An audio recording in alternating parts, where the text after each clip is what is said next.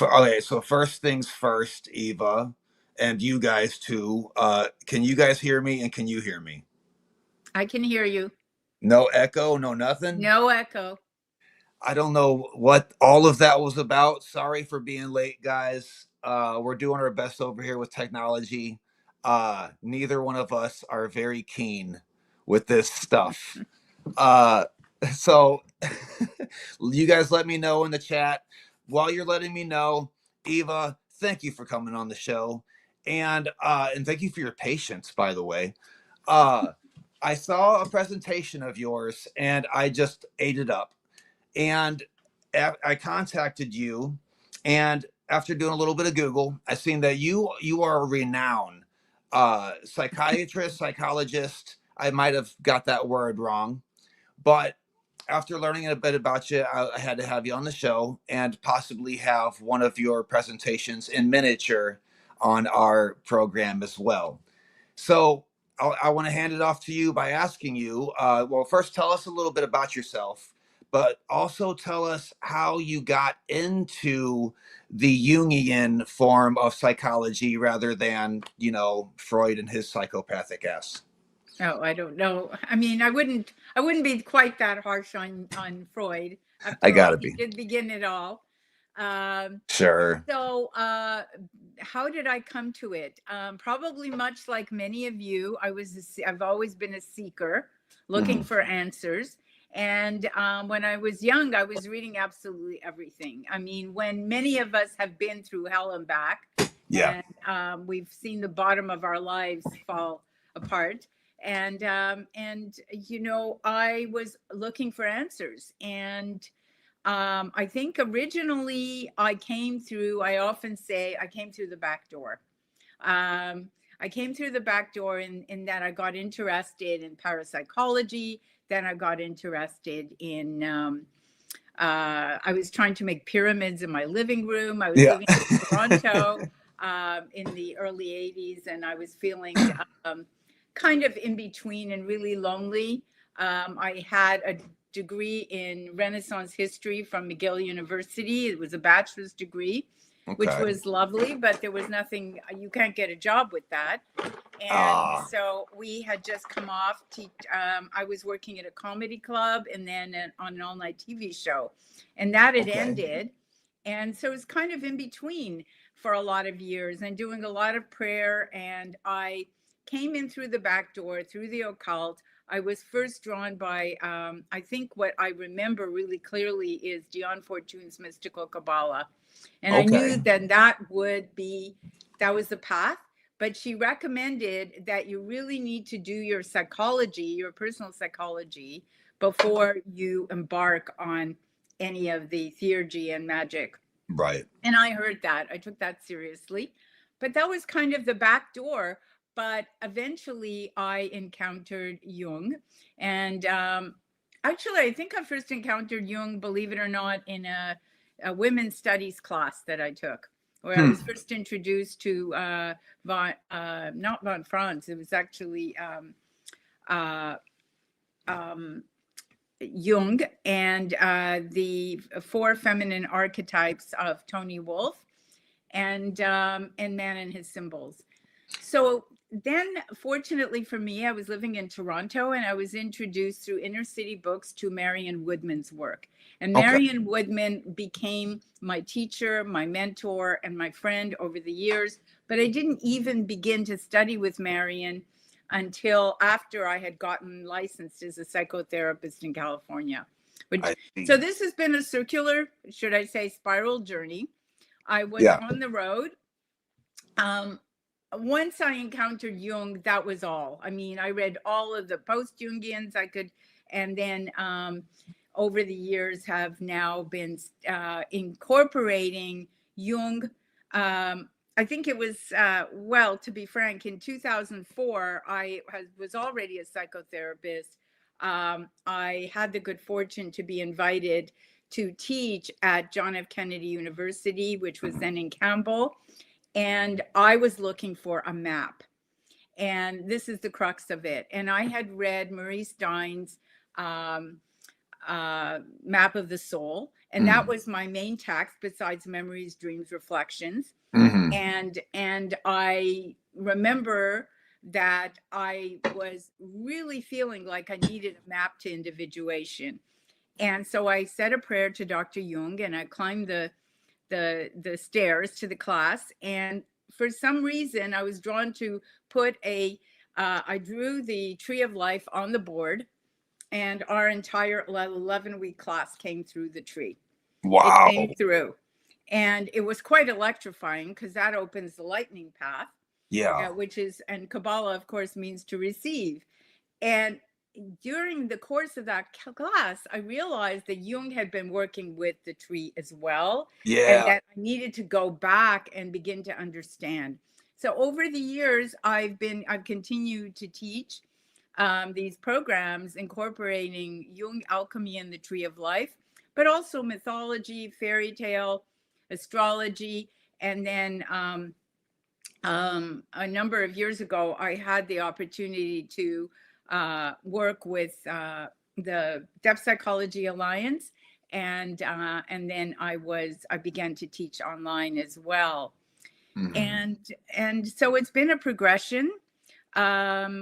Certainly, the last few years, the focus has been on Jung and alchemy, Yes. and yeah. That's about where we're at as well, with the last couple videos. And I'll tell you what, I was astounded to learn that Jung not only works with the tree of life and Kabbalah and stuff, but he was actually going with birth charts for his patients. He would look into their astrology, which is still to this day very taboo. It's something you're not supposed to do. However, he did it and it worked. So that's one of those shifting moments for me where it's like no matter what kind of doubt I have within about certain subjects, dare I say, like the occult or whatever, when I find out that Jung was using things like, for example, the I Ching, I it eviscerates all of the skepticism within me because I admire this man so much. And there's a world of mysticism around him that I consider him to be, by all means, a modern mystic or a shaman of the psyche, Yeah. which it's a good thing, especially because you mentioned the women's classes and stuff like that, and women who want to get into this field. It's a good thing Jung opened these doors for women because, again, I know you said don't be so harsh with Freud and everything, but I mean, that's not when the way that Freud had a chokehold over psychology was not a good place for women in general, No. So it's, and also being, when I was coming up, for me, it was a lot of parapsychology. That's the things that I was really interested in. So the fact that Jung dives into these things, he becomes kind of an umbrella of everything esoteric, very grateful to that. But so you had said that you had a couple slides on your computer. Yeah. But before I get into that, in terms of the astrology, apparently Jung Yes. was working with the astrology all the way back to the early teens when he was working with Freud. He had already begun. And Liz Right. Green just came out with a book a couple of years ago, where she presents all the research. And of course, she's a Jungian analyst and Mm-hmm. renowned astrologer and also mythologist, and Yeah.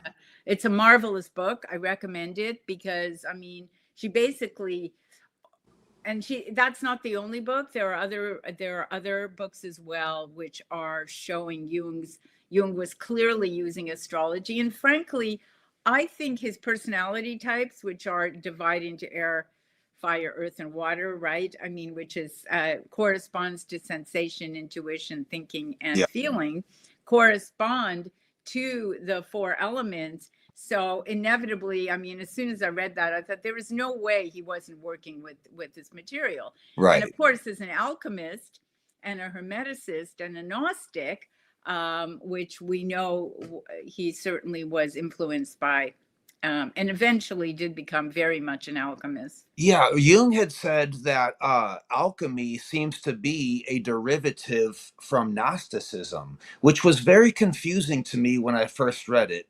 But reflecting on that a bit, you think about it, this Gnostic idea that all material, that all matter has a divine spark within it that can be unlocked and that we are no different. That does kind of make sense. And in that same way, if you're going down that path, it also that the astrology thing comes into play as well, that these planets and stars have an effect on us in such a way that is clearly invisible, but they're there and we are here. So for them not to have an effect on us would be weirder than them doing so. And there's been a couple times where it was a couple weeks ago actually, that I was just feeling it within all kind of like I was about 5 minutes ago when we were having our technical difficulties. But it was like 3 days of just like, I don't know what's going on in here. And everyone around me was cranky too. And I didn't know. I walked outside, I looked up, and that big orange bitch right up there in the sky was just waving to me. Mars, by the way, not Trump. Mars, But yes. Well, Mars is exactly opposite Pluto today. I was going to mention that. what is okay? So tell me about this. Yeah, well, we're seeing it on the world stage because there's so much eruption right now of that. Also, I mean, Pluto being the planet of death and transformation and regeneration, and very much connected to this Negredo that we're in, and then Mars being this aggression, and also action, but it's it's a very volatile time, and it just so happens that today, I mean, and yesterday and tomorrow, they're exactly opposite each other. I see. So it's a very, The very, there's tug a of lot war. going on. That's not the only thing going on astrologically. I mean, we can get into this, but basically, of course, Jung talked about the aeon. I mean, we are actually, even Dion Fortune talks about the new aeon. So we do know exactly when the age of Aquarius ends. And people are still kind of discussing as to talking about trying to decide when it began. I have a sense that it may have begun like really manifest around COVID. Around when? Because Aquarius rules the airwaves. And we are completely, now we're in and technology. And a few months ago, as you know, Pluto in the sky moved into the sign of Aquarius. And that's really potent. And so we're at the beginning of this, and now we're watching Uranus about to move into Gemini. Apparently, all the outer planets in this next year are moving into air and fire signs. So there's a lot of movement, and that's doesn't happen. I suppose we're looking at a bit of chaos before order. Exactly. We're looking at a lot of chaos because our entire civilization and the paradigm that we are leaving behind, which is this old patriarchal model of power over, has to change. Right. Otherwise, we're not going to make it, are we? Because we have to come together in community. So here's the magic part that I find is that we're webbed up, as somebody put it. We're all webbed up. I'm sure that many of the people who are on today are coming in from many, and I hope we get a chance for speaking with each other. They're coming from many different places. And we're very rarely talking to people now in the same locale. I mean, I always love when I'm a psychotherapist. So I love it when people come to see me in person. I get to make tea.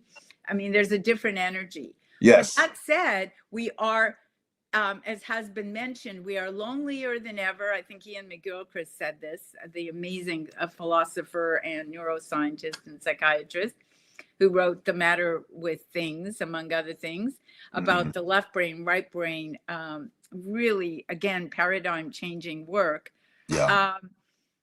That, we are webbed up, we're more connected than ever, and yet we're lonelier than ever.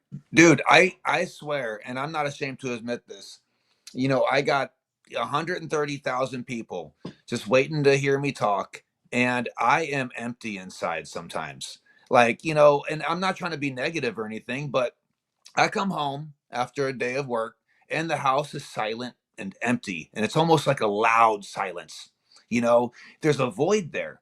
And being that I share these fascinating interests with all of these thousands of people and none of them live next door, it definitely, it tends to take a toll on you, which this is a beautiful outlet to have. But yeah, there's certain things within being into the esoteric that do create a sense of loneliness, but like Jung said, he said, do your work honestly and do your work alone and the others will find you.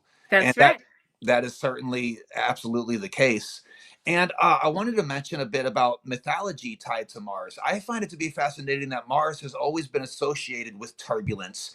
And I mean, as far back as we know, we mythology holds Mars as being a bringer of turbulence way before our modern science had the equipment that literally does measure that whenever Mars passes by, it causes fluctuations in continents in the oceans, of course, and us being made out of matter and water, of course, are affected by Mars in the same way.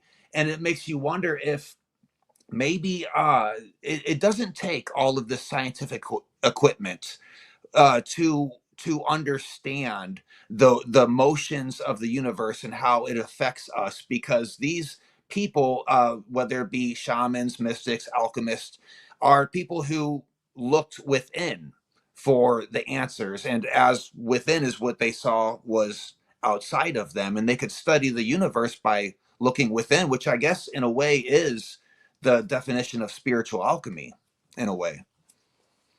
Yes, that's fascinating. I mean, Mars isn't all negative, but you're that's actually really interesting that it is turbulence, and it's a shifting kind of energy. It's five on the tree of life. It's five, which is interesting in itself because it's also the number of the quintessence, which is Mercury.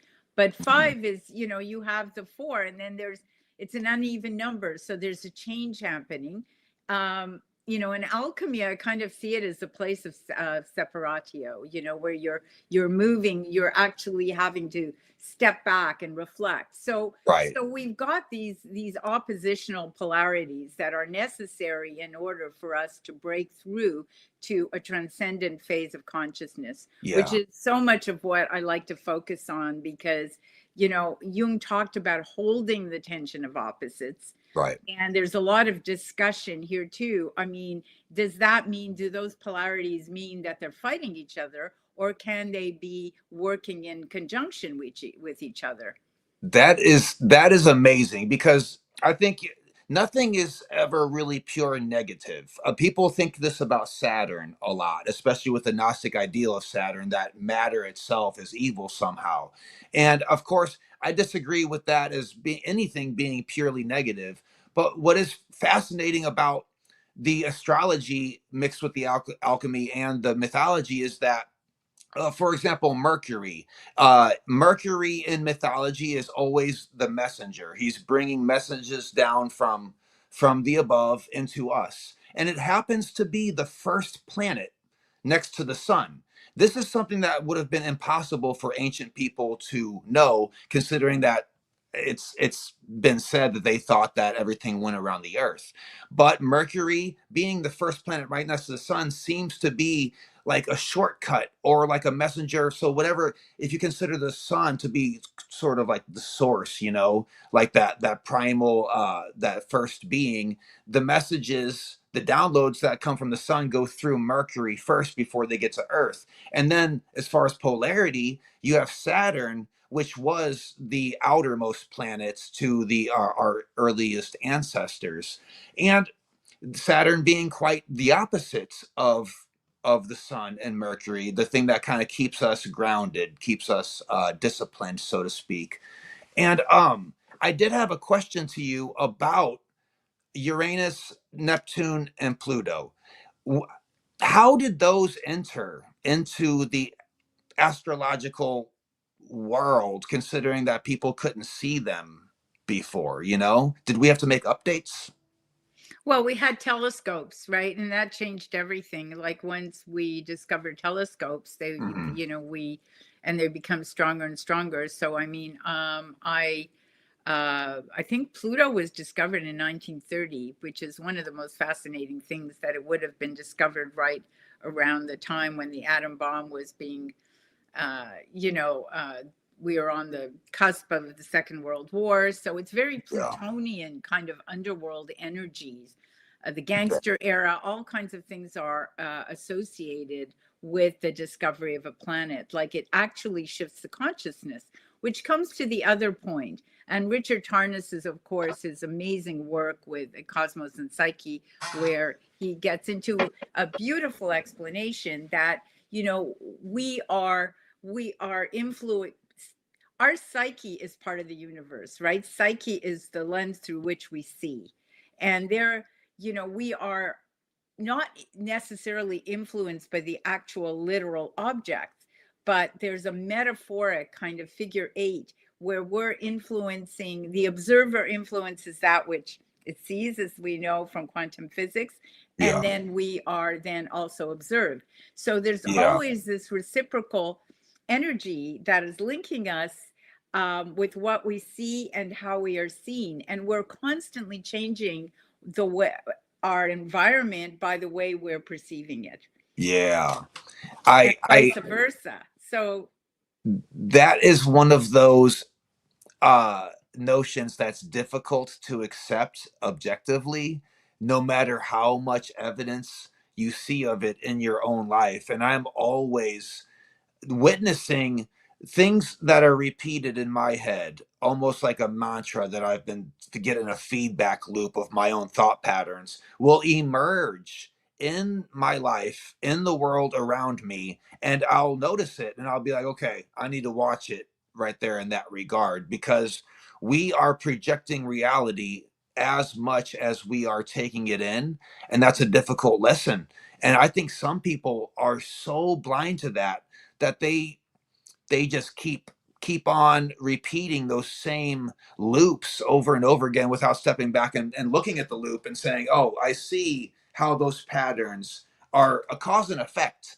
And in a way, if you break it down, there's nothing really magical about that. That is just cause and effect, but because it's so alien to us, we consider it to be kind of occult, kind of magical, you know? well, it's cause and effect, it's acausal, right, in a way. It's, the language of synchronicity, Okay. it's acausal. So it's outside, in a way, of time and space way of looking Mhm. at it. It's not just cause and effect. It's what we're saying. It's we're being constantly informed by it as it informs us. So the other thing that I think is important to mention is that, once you begin to see through the eyes of metaphor, and as Jung brings in, through the eyes of metaphor, you can never go back. You're Right. always seeing in two worlds, and it's not an easy journey for men.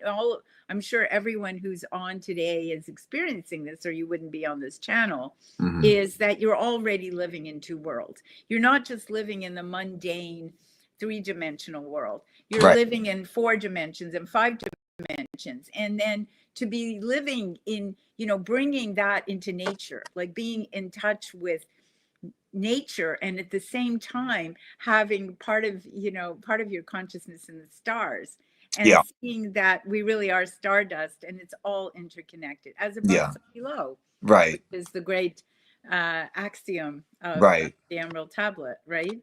Right. There's an input and an output. Every human is like a transducer, you know, and Yeah. we have this incredible superpower. And I don't even hesitate to say superpower, because as reality filters through us, we have the opportunity to purify that signal of reality as the output goes out into the world and affects everything around it.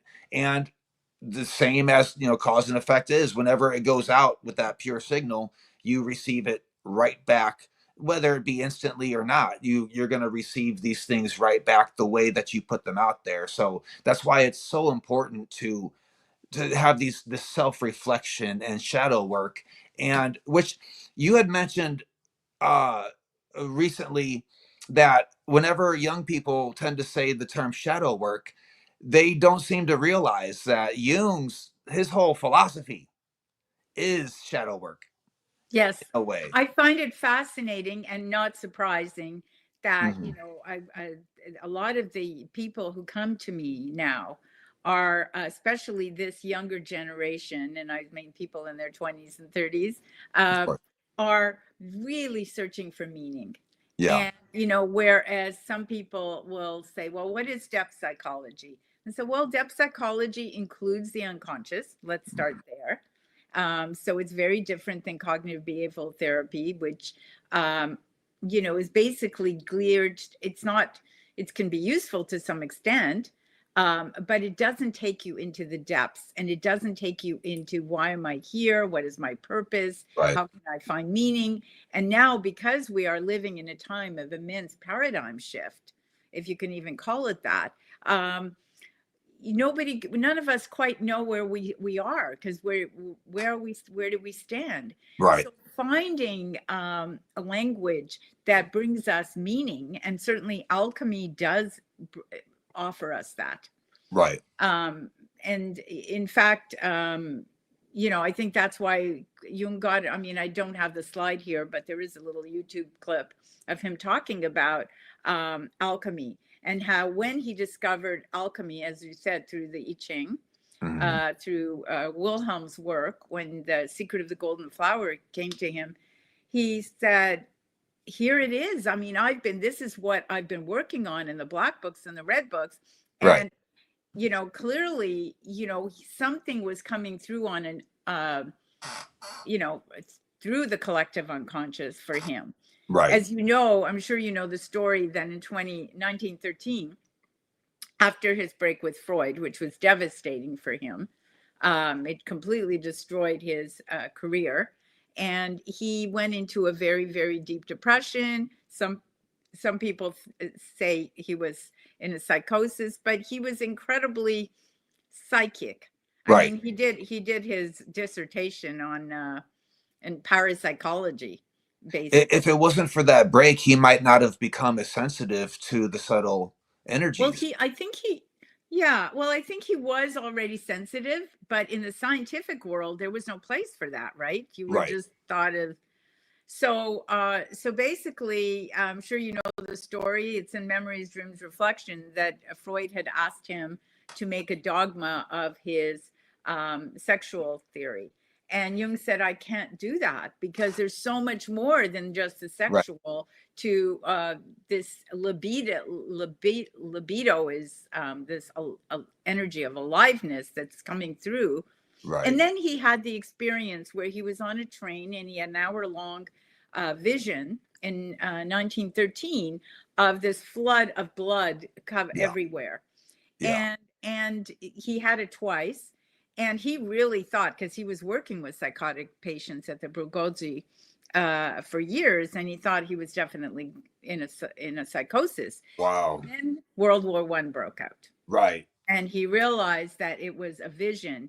And he also realized then that, oh, the collective unconscious is coming through and informing us all the time if we can open to it. Yeah. And that I think all people can be sensitive to the collective unconscious. In fact, not only are we sensitive to it, but we all act it out accidentally, whether or not we mean to or not. And Yeah, that's kind of where the Jung magic said of the Jung. unconscious. Right. Sorry, I didn't mean to interrupt you. No, you're It good. was funny. He said the unconscious really is unconscious, Right. right? Yeah. So, So that's the difficulty, is that um a person will have these intrusive thoughts. They'll have these dark thoughts, and they'll come on. And most of the time, especially today, I'm sure you've seen this especially with younger people, is that when those dark thoughts start coming on, you pull your phone out, you pull out your vape, and you start scrolling, and you look at all the different stuff, and you're looking at a different picture, every second, and you're like, oh, anything except for whatever that is emerging in me right now. And and it grows, and it becomes this enveloping thing that you can't avoid until one day you kind of snap. And it'll happen at work, it'll happen somewhere, maybe in traffic or whatever, and then you'll have this story where you're like, that wasn't me, I don't know what that was. Well, it's because you are pushing away this that dark, that collective unconscious is dark. There's nothing in there that is not, I mean, of course there's good aspects to it, but there are things within you that you have to face that are a reflection of our entire species fears. And that is an overwhelming sensation sometimes, especially if you're tripping. It'll That's the bite you. shadow realm, isn't it? That is the realm of shadow. There's both shadow and light. Now, Jung did talk about a bright shadow, which is on a Hmm. personal level, oftentimes where um, we're not living our gifts and our talents. Yeah. No, they're hidden to us, and we're Right. just we identify with ourselves not being enough. And then the shadow, there's a bright shadow aspect to Well, it yeah. as well.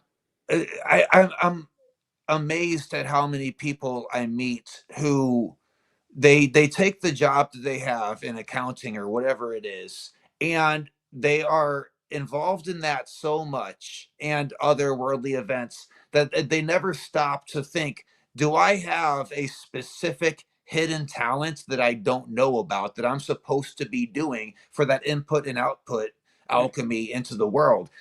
There's a comedian, Jim Gaffigan, and I'm going to mess this up, but it's the funniest quote, but it's so true. He says, I bet you the 10 greatest pole vaulters in the world have no idea that they are.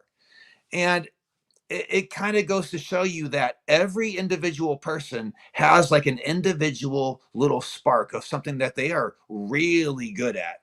And unfortunately, most people never dig around enough to find that, because to find it, you have to dig through a lot of muck first. Yeah. I think in other terms, I think, well, Michael Meade talks a lot about genius, which is the daimon, Daimon. Right. And it's so interesting because what you're talking about is that spark.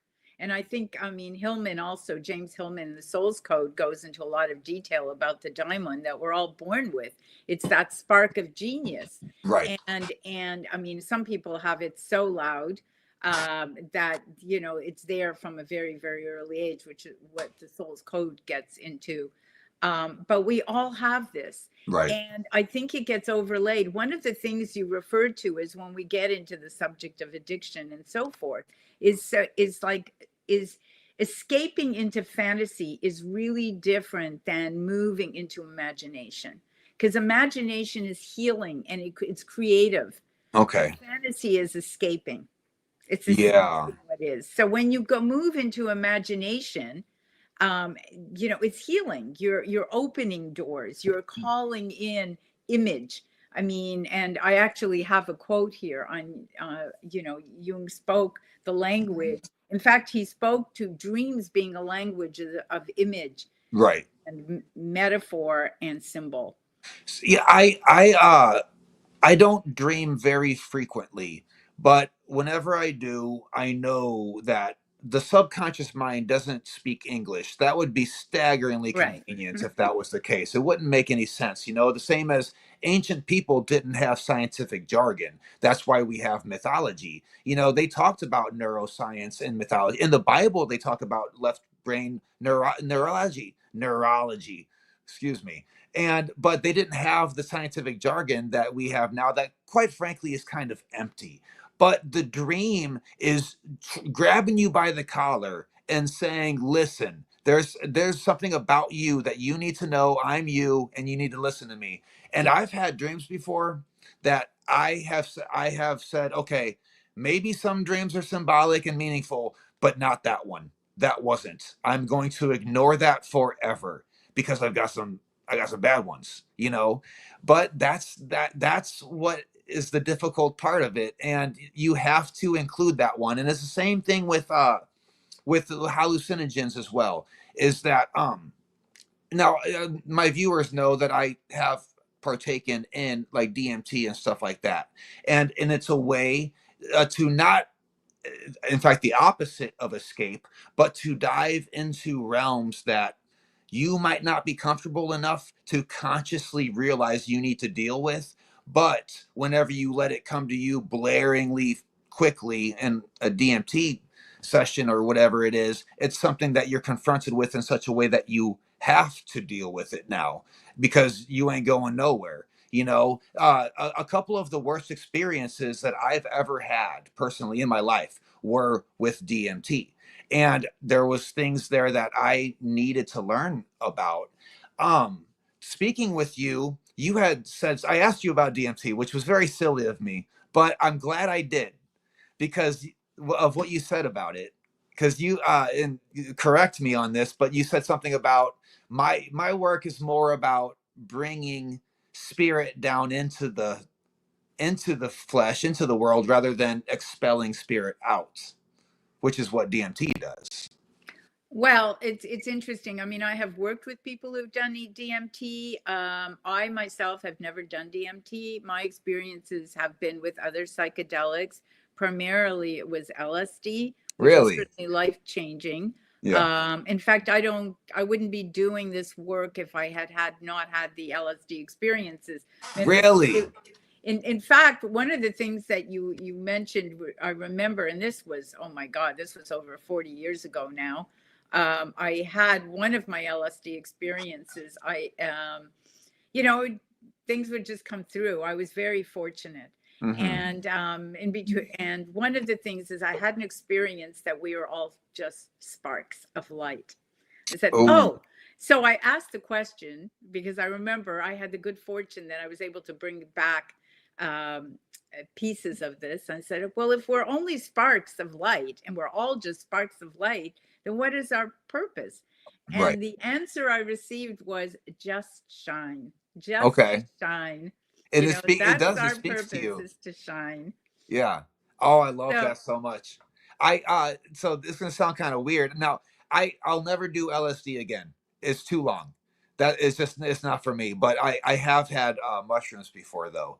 And one of the things it was sparks. It was the same thing with mushrooms. And I saw people, you know, that alchemical Gnostic diagram that's all purple and stuff. We'll look at it later. But you know how there's like a swarm of people just flying off of that star?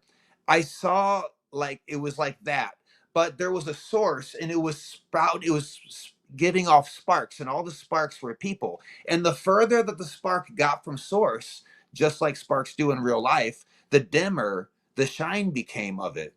And there was this overwhelming sensation of like, do you understand that? Do you understand? And I was like, I think so. Because what I got out of it was that we leave source voluntarily as a spark of source. We're a fractal of source.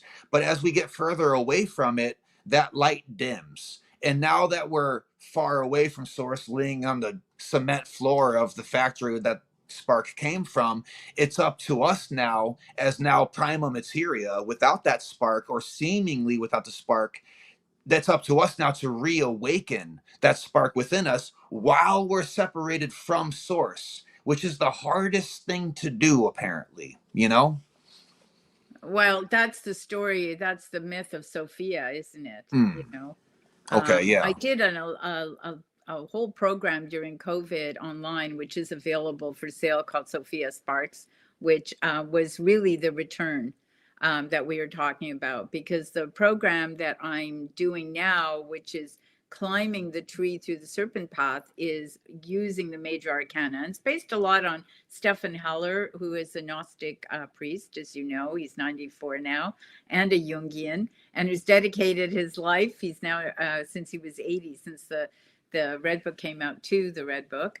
But, you know, he's incredibly knowledgeable. So using, and this is off, of course, the Golden Dawn map of climbing the serpent path through the major arcana, the initiatory journeys, which is the program I'm about to teach on May 10th.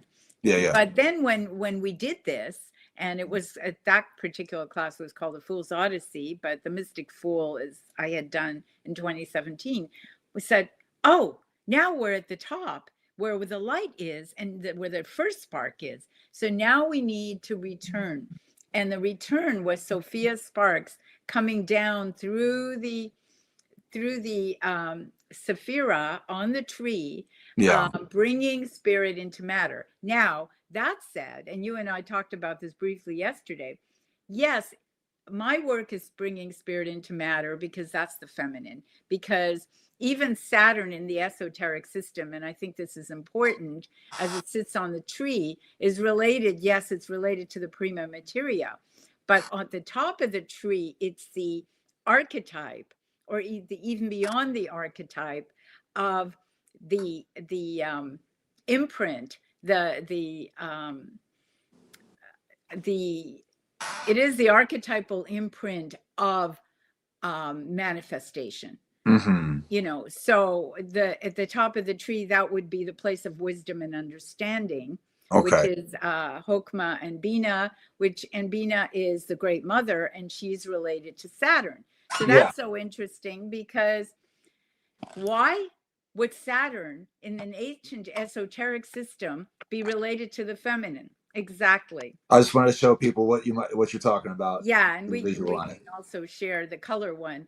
So it's the black sphere. It's related to lead. So we Yeah. could say it's the prima materia. But on the highest level of the archetypal, it is the feminine. It is the great mother. Why? Because she is the one who it is the great mother that is the creator and destroyer of form. Yeah. So So the then feminine. Saturn takes on a different view. Yeah. And because even the Greeks, of course, were patriarchs, and so Saturn was the god who ate his children and became really negative. But in the Right. esoteric systems, may not be negative. It might be unconscious matter. But our task is to bring that. The philosopher's stone is reimagining, re-sparking, re-illuminating that dark matter, and that's Right. the philosopher's stone. That it's alive. It's a kind of pantheism, right? That everything is alive. Yeah. It's just that we have lost the ability to experience the spark. We've separated from it, as you said. Right. Do you think that this is a collective effort, or do you think it's up to one person and then become contagious? Oh, I think especially now, it is collective. We're all in this together. And in fact, one of the beauties of Aquarius is it's related to all humanity. We Yeah. are the avatar, all of Right. us together. And that's why this is such a potent, powerful time, because we are being forced to awaken. Yeah. To awaken, speaking of Saturn, we have to take responsibility for ourselves and Right. for each other, and we have to make the choice um, to bring consciousness to matter, isn't it? Yeah. There's an alarm clock going off in the world, and it's just got that rant, rant, old school ring to it. And we don't want to get out of bed. It's cold, but we got to get up. We got to put our boots on. And that's it's almost so simple, yet at the same time so difficult. It's one of those things where we know what we're supposed to do. And this is the story of my life, and I think some people as well, where they know what they're supposed to do. It's there. They got it. They got to figure it out.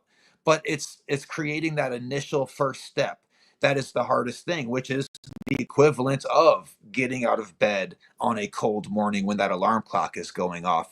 It's simple, but it's the hardest thing. But once you take that first step forward, the hardest part is now out of the way. By the time you're brushing your teeth in the morning, you're already wiping the sleep out of your eyes, and you're downhill from there. It gets easier, and then the sun comes out, and everybody's feeling good.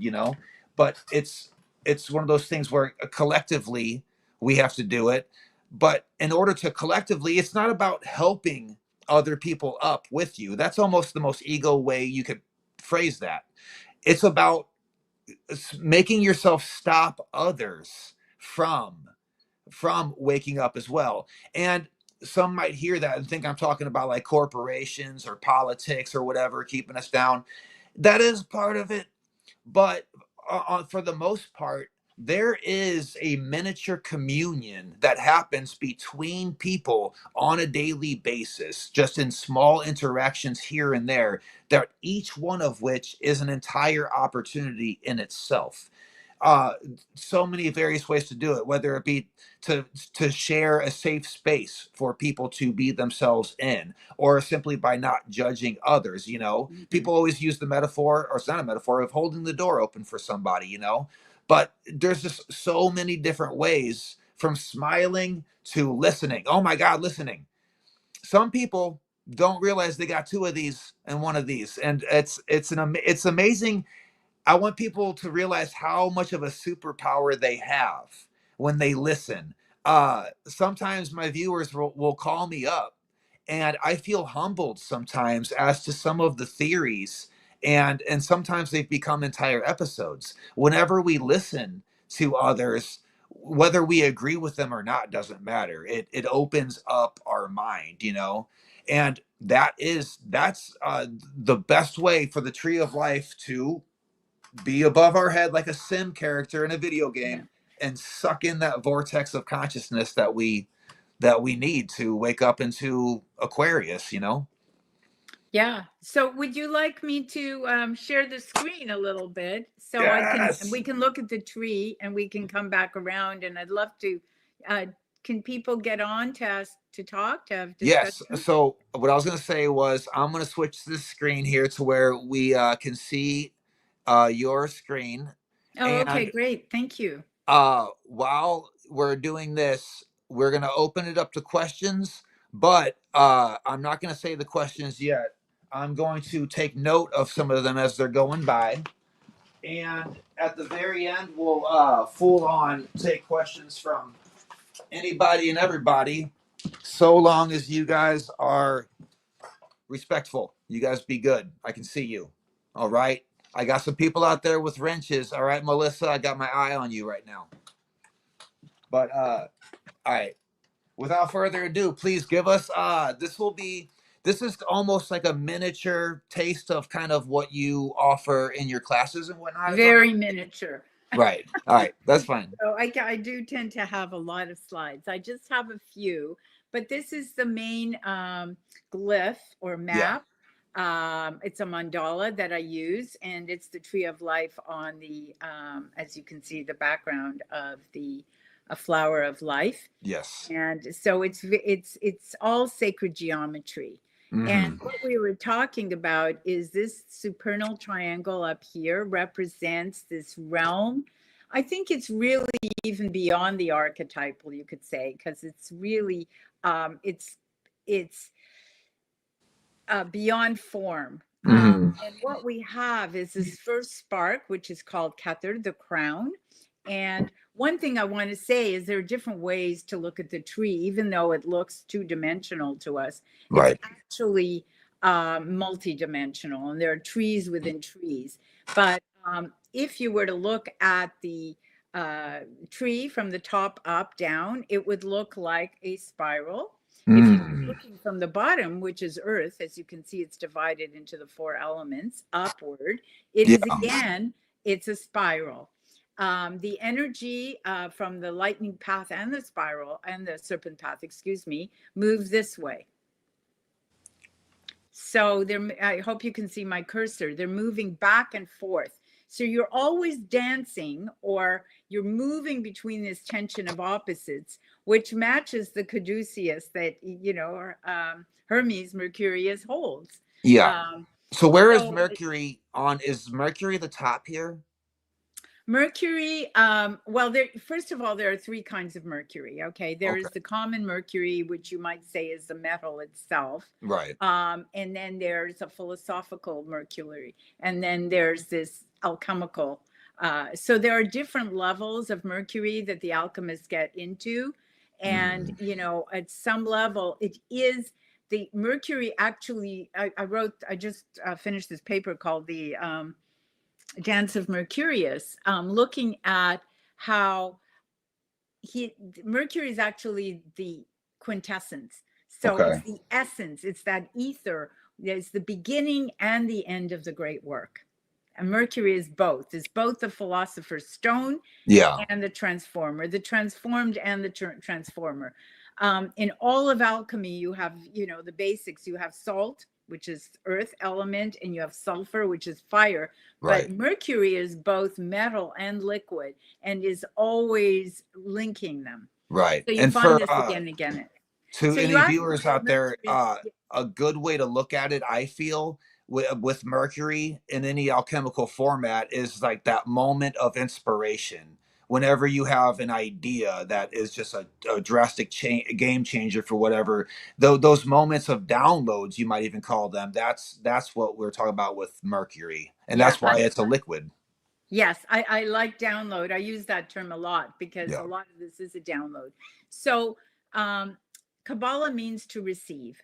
Mhm. And we're looking at a Hermetic Kabbalah approach here. So, we would, if you were to back into the tree physically, then it becomes a chakra system, and you're opening up the crown, which was Okay. so interesting during COVID, which is called coronavirus. You're opening the crown and inviting this energy, this new energy, this spark to come through and Yeah. awaken. So this is the first light, and then it goes across to wisdom, understanding, which would be, I relegated this to Neptune. Of Okay. course, the ancients didn't have that, so we don't know. I just assigned it. Really? Well, So they didn't there's have certain Neptune, Pluto, and some of the planetary origins on the tree of life we don't have proper identifications for before those planets were discovered. Is there a chance correct. that they kind of knew about those planetary associations without being able to see them? I don't know. I don't Wow. know. I don't know. But I've just assigned it for now because it kind of makes sense because Yeah. Neptune would have been that state of oneness. I mean, Stanislav Grof works gets into the outer planets during the birth canal experience, and we experience this on many levels. So I assign this to Neptune because it is the place of oneness before perhaps even the beginning of the Garden of Eden. Now there are trees within trees. I mean, there's the whole Right. Ein Sof, Ein Sofor, which goes into this limitless place that is not even a place. Right. So I mean, I don't know. I mean, there's a controversy as to whether the Big Bang existed at all, but if it did, then we might say this would be the Big Bang. But then you have wisdom, which we've relegated to Uranus because it makes sense because Uranus rules Aquarius, but it's also the zodiac. It's related to the zodiac, so it's lightning, and from Yeah. this lightning point, we go across to understanding, and these two work together. But you see, they're not really split on this level because there's no color here. And then for some reason it disappeared. But I often put Doth here, which I've assigned to Pluto because it is the place of the abyss. So it's the place that we run. I'm sure you saw this on my talk. The place we go through death, through birth when we're coming the other way, or through any kind of transformation. And so therefore I assign this little non-existent thing, which is a whisper in Mhm. Kabbalah, is behind the tree, but it is the place of the gnosis, the knowledge. Now in tarot, I always find it fascinating. The card that carries the water of life is the high priestess. Mhm. So she's not manifest, but she's the one who crosses the desert, which is the abyss in between worlds, and brings it into form. Now, when we enter form, with immediately you see the tree bursts into color. Yeah. So now we have Jupiter, Mars, and the sun. And the Yeah. sun, of course, it's being okay. So Jupiter in Mars is Gavura. Jupiter is Hesed in Hebrew, and they are. This is the pillar of mercy, which is the masculine pillar. Oddly enough, the pillar of severity is the feminine. Yeah. Now, Again, why? Because the feminine is creator and destroyer of forms. So the pillar of this pillar, and we need both. We need both. I mean, we need compassion and we need the sword. So you Yeah. might say compassion is here, sword is here, but everything comes together in the center in Teferet, which is called beauty. And in Hmm. this place of the sun, you can now see, I sometimes think of Teferet as the sun behind the sun. Oh, It is wow. the, it is the light that the that we are trying to bring into matter. Okay, so Right. then going now, if you were to fold up the tree, this it is a cube. So now we're going again. Okay, so we've gone to like this, and to number 6. That's why in tarot all the sixes are positive, because they're in perfect balance. Let's see. And the symbol is the seal of Solomon, which is an upward triangle for fire and a downward triangle for water. And they merge and become a 6-pointed star in Tiferet. So then we move into Venus, which is Netzach in Hebrew, and I believe it's victory, but it's the place of imagination, of image. And then we go across to Mercury, which is thought, Yeah. thought. Now, again, there are much more Esod. There are 4 trees, so there are levels and levels of this. But Yesod, which is the moon, as you can see, holds the entire tree. It is the container for the tree. And it's so interesting that the moon is a reflection of the sun, and this whole thing is a reflection of that which is above. Yeah. Now, as we come down, this pendant coming down here is now Earth.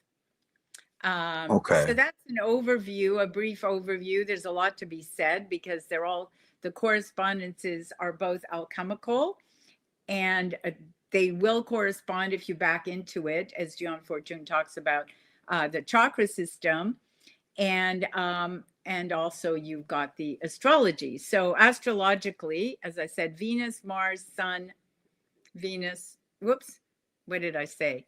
That was wrong. Okay, Jupiter, Mars, Sun, Venus, Mercury, Moon, Earth, and in the middle pillar. I find it so fascinating that everything beyond this realm reverses. So Hmm. everything on the earth plane is the reverse of what it is in spirit. Wow. Yeah, that would make sense because there's a mirror reflection going on. And what's amazing about this diagram concerning the moon is that there's a huge conspiracy going on. I don't even know if you could use that word for it, but that the moon has a stranglehold on our consciousness, that Saturn has an emanation somehow or another through it that causes us to resonate at this particular frequency, which is inhibiting our spiritual nature. That the moon has a sort of a satellite dish, sort of a frequency bandwidth on us that causes us to be limited to these biological senses, that in a way inhibits our DNA to where we're not using our so-called junk DNA. Now, to hear those kind of conspiracies kind of go one ear not the other, but then to see that it's reflected on the tree of life in this way is very interesting, because when you see two things come together like that, you can't help but say, hmm. Well, I mean, absolutely. I mean, I am not familiar with that view, but that said, I mean, this is a teacher. I mean, it's a teaching and a teacher.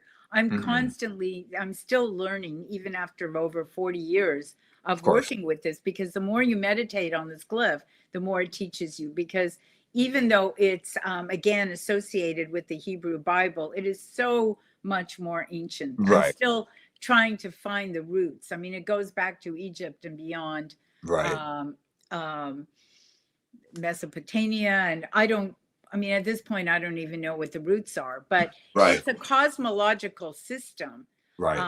It's a filing cabinet for the whole cosmos, as Gian Fortune reminded us. So there's so much to be learned about. And there are 4 trees.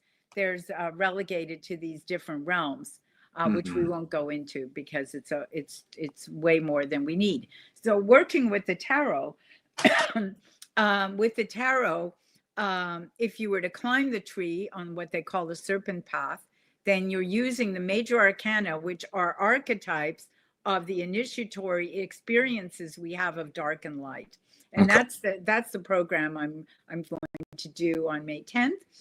And then the minor arcana would fit on each of one of these in our all four worlds, on fire, air, earth, and water, to be Mm-hmm. simple, which corresponds to swords, wands, cups, and pentacles or discs. So what you're doing, so for instance, all of the ones, all the aces fit on Kether. All the twos fit on Hokmah. All the threes on Bina, so are relegated to the Great Mother, for instance. All the fours on Hesed or Jupiter. So all the way down to the 10. And when you read tarot with the tree, it completely blows the whole thing open. It's Okay. a whole, it becomes a multi-dimensional system. Yeah. And I feel like to really understand how to use and work with tarot, is it not just as a divinatory system, but as a system of meditation and synchronicity, the tree makes all the difference. Yes, I see. Those are so much more deeply entwined than I had ever. Uh, and I shouldn't be surprised because the more I do this, the more I notice that things are all under the same umbrella and they're not segregated into specific categories like people like to think. And like you said, this isn't limited to Kabbalah. This is something that has an overarching reach into all esoteric and occult fields, Well, I especially think the that, flower of life. yeah, how interesting is that? And then the other thing that's really noticed is that you go down when you come into form, you have these three primary colors. And as you move towards matter, it becomes denser. Yeah. Where, here you can see the red and yellow become orange, or the blue and yellow become green. And these are no accidents. And the colors that appear in the tarot cards correspond to, especially the Thoth deck, but Mhm. even the Rider Waite, for instance, will correspond to the colors are significant. And What then what when you run, attracts you to the Thoth deck in particular?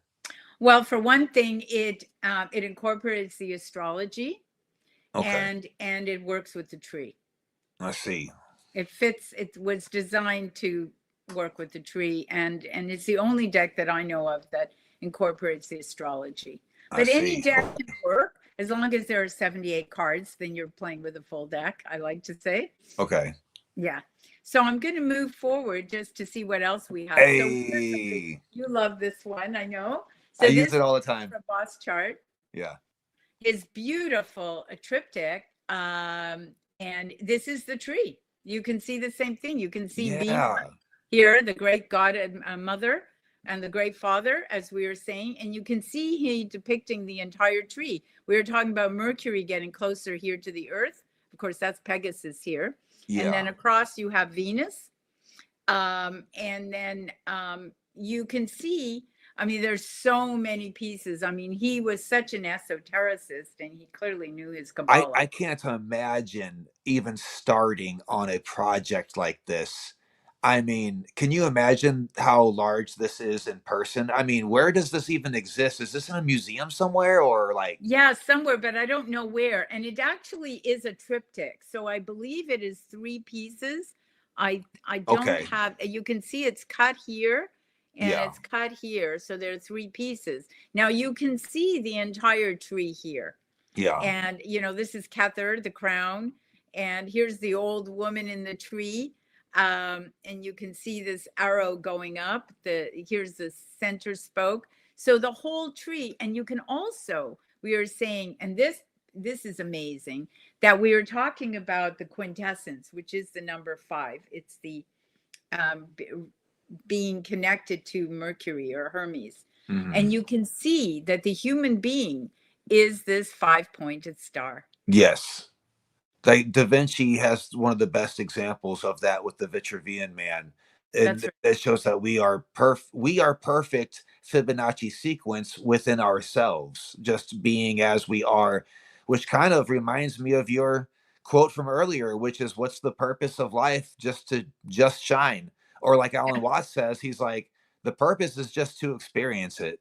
You already are that, but you already have the mathematics encoded into yourself. Now it's just time to have that experience. I noticed we got the dragon at the bottom. That's oftentimes is there's a Mercury at the top and a dragon at the bottom. And then there's all kinds of stuff going on in between there. So this dragon is that serpent path. And it's very interesting that the dragon or the serpent, which we can see in the symbols of the Ouroboros, refer to this circular nature. In alchemy, it's called a circulatio. You're always circulating the energy Okay. from heat to changing water from heat into steam into ice. I mean, so you're going through this distillation process to purify the ego, and so I I'm like the gonna. way you say that, to purify the ego, rather than what a lot of, I say, New Age people think that that's meant to be banished, and that's just not the case. Yeah. Now you had pulled up this, and I guess we can come back to talking about the lion eating the sun, because I looked it up after you and I talked. So here's a symbol of the tree, which is very, has a correspondence to what we were looking at, and this is out of the Red Book. Yes. And you can see Jung's instinctual matter down here in Earth. You've got these, again, a dragon and all of these crustacean kind of Yeah. ancient instinctual creatures, with the roots of the earth going in. And you can see everything that we've been talking about. I Yeah. love how it seems to turn into pixels the closer it gets to the ground, Yes. almost as Yeah. if like the divine spark is there, and that's all encompassingly, and that's like all dimensions. But as it gets closer to Earth, these little cubes start to form, and then you, of course, the roots go into this turtle, this serpent, this reptile, and this illustration is magnificent. I can't imagine what was going on in his head when he, and this is, the whole thing's inside of an egg, as if to represent that these are not separate things. That's right. It is an egg. Yeah, this is something that we are 100% of the time, whether or not we can see it with our biological eyes or not. This is part of us. This is our environment. Yes, it's pure potentiality here Yeah. that Yeah. we all, this transformation that we're going through. So, I mean, this is the wealth of the soul exists in images. And Mm-hmm. this is out of Liber Novus, which is the first part of the Red Book. Mm-hmm. And then I just put this in because here we are, William Blake. Yeah. The I man. love William Blake. I try to sprinkle him in wherever I get a chance. I usually use the staircase, the spiraling staircase. Yes, I mean, that's another image I use a lot as well, because it speaks to this spiral journey Yeah. that takes you up and brings you down through. Right. So here we have a few quotes. Individuation does not mean that man has become truly human as distinct from animal, but that he is to become partially divine as well. That means practically that he becomes adult, responsible for his existence, knowing that he does not only depend on God, but that God also depends on man. Wow. You know, I've always had this notion, even before getting into religious studies, that whatever happens here on Earth, especially within us, has an echo out into the cosmos. And in a way, there's something out there that depends on us to be able to find this spark that is going to cause the rest of it to have this reverb, this feedback loop that completes the cycle, like almost like we are the end of the Ouroboros, just waiting to latch on to the tail there. Exactly. I mean, perfect. Isn't it interesting that we started with this in the beginning with this echo? And Yeah, then we got caught in this echo. I mean, maybe it was a reminder on some level that it's maybe all so. an echo chamber in a way. Brought me about to the brink of my sanity, only to reel me back in. I'll tell you Yeah, what. but then we have to remember that when it comes to technology, it's wild Yeah. right now. So Sometimes I wonder if, and this is going to sound silly, but I know someone out there will relate to it. I wonder sometimes if my mood is affecting my electronics yes, because, dude, yeah. I'm telling Yeah, you. I wonder that too often. I mean, it's amazing. And I've just kind of learned to kind of go with the flow because I have had so many glitches that, I kind of expect them and we do the best we can, but you don't know. Yeah. As Joseph Campbell said, it's compute. And this was, I mean, he was at the beginning stages Hmm. that his computer, it's whimsical, is what he calls Yeah. it. Yeah. So here you Oh, are. Here's the one that you use so often. It's another Joe for a Boss chart, of course. I'm a big fan. Yeah. His work was just extraordinary. Now, one of the interesting things about this, besides, of course, here you have the tree again, and you have Mercurius here, the above, so below. You Hmm. have the divine, which at here, the Kether, the crown, the divine child coming out of his head. He's pointing to the above is below. You can see that he is wrapped within this caduceus energy Hmm. with the sun at the heart. But at his feet is the moon. I mean, this is Yeah. purely the tree. You see, you have Yeah. Keter, the crown, you have the sun, which is Teferet, you have the moon, and then lands with the feminine here with both her arms pointing down towards the earth. And what's fascinating about this image, why I love it, and so many times, it's so the tree. I often will talk about, we talk about squaring the circle. Here you Yes. go. You have squaring the circle is about bringing spirit into matter. That is what, it took me, it just kind of hit me one day. Oh, that's what squaring the circle is. So here's the circle being spirit, the cube being earth, Yeah. and the intermediary, which links the two in alchemy through that compass, is this is the triangle, or it's more of a pyramid here. And Right. again, we're talking about how she is the creator and destroyer of form, and you can see these souls climbing in and coming out, but this is definitely form. She's Yeah. And she's where got that destruction at her feet.